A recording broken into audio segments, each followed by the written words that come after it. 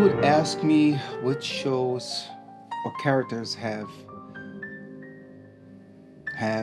given me something as an actor or as a person, I would definitely say, for example, Simba. When I came to Germany in Lion King, it made me realize how grateful and how thankful I was and am to be surrounded by so many talented people at the time and still am.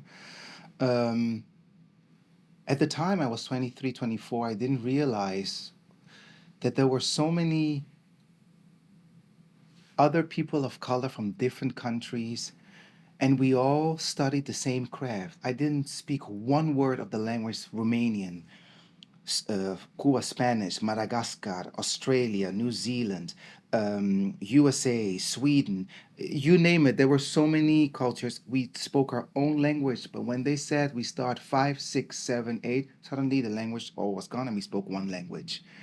I remember Jeff Lee, director at the time from Lion King.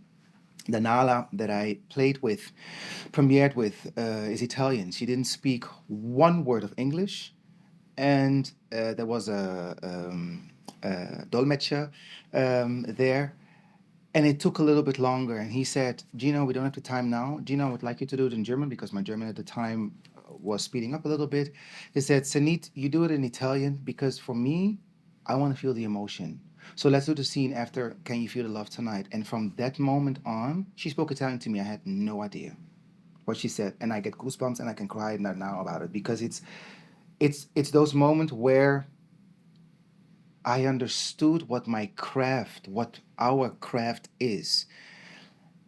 It's not about these little things that also myself I have to forgive, and forgiveness is a big word now in my life, but forgive myself for being hard. It's not about those things, cracking the voice, stuttering, and not having a little black, because that is not the story that the people get outside. It is the connection that we have. And you can speak Swahili and I can speak whatever language, and I will bet you that people will understand. If we connect, we will make a scene work. And that to me is what Lion King left me. Then, for example, I would say um, Kinky Boots, Lola. For me, Lola Simon was a revelation. I did not know at the time how much I was still struggling, or let me say, a part of me was still struggling about my sexuality.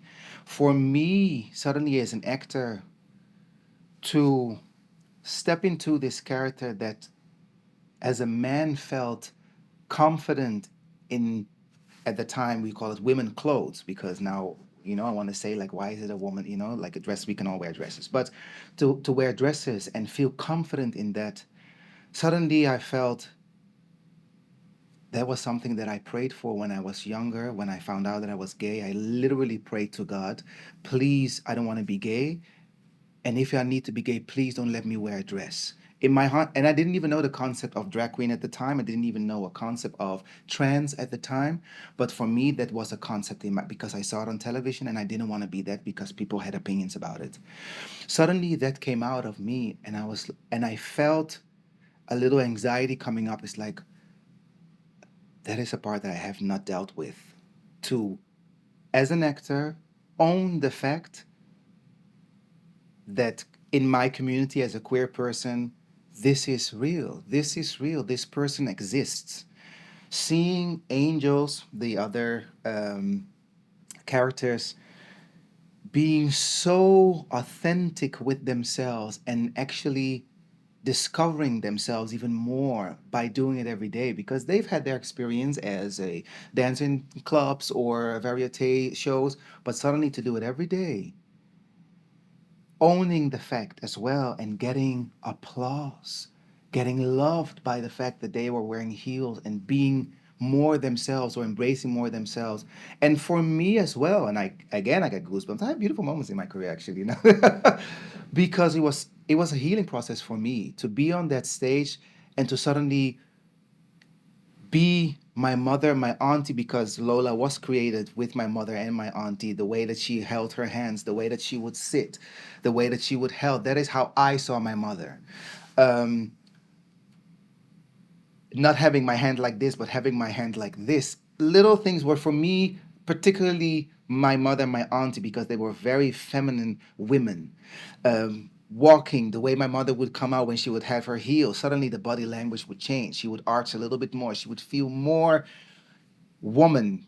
Then Ike Turner.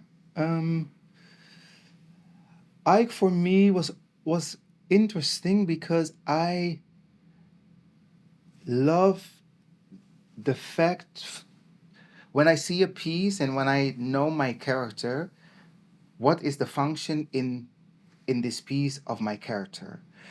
The show is called Tina Turner. It's about Tina Turner. It's not about Ike Turner. Otherwise, it would be called Ike Turner. It's about Tina Turner. So, in my perception, the more I made the actress Tina Turner, the story, go through shit, and that is was her life, she would blossom and the audience would fire her, would celebrate her even more. The more tame I would be, there's not nothing for the audience to really want her to flourish, to be successful. And that is something that also as an actor I played with, and it was new for me to play such a dark kind of character. And Burr, there's one sentence in the show that gets me every night. Some nights a little bit more, and I'm not. Oh, sorry, am I in nights or am I still rehearsal now? You keep Okay, going on okay. with the thoughts, it's interesting. And he says, sings, Die Welt war groß genug für Hamilton und mich. The world was wide enough for Hamilton and me. And